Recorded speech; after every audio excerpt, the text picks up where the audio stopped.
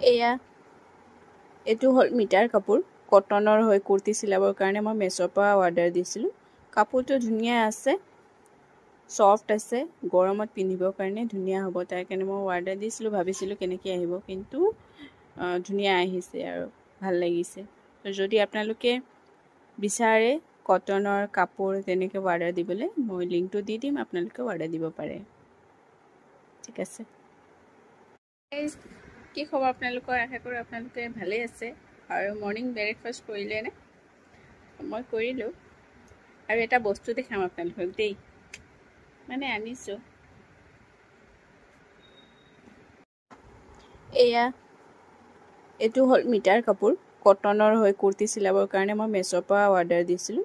কাপোৰটো ধুনীয়া আছে, ছফ্ট আছে, গৰমত পিন্ধিবৰ কাৰণে ধুনীয়া হ'ব। তাৰ কাৰণে মই অৰ্ডাৰ দিছিলোঁ, ভাবিছিলোঁ কেনেকৈ আহিব, কিন্তু ধুনীয়া আহিছে আৰু ভাল লাগিছে।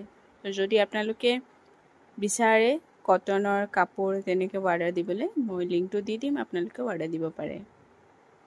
ঠিক আছে।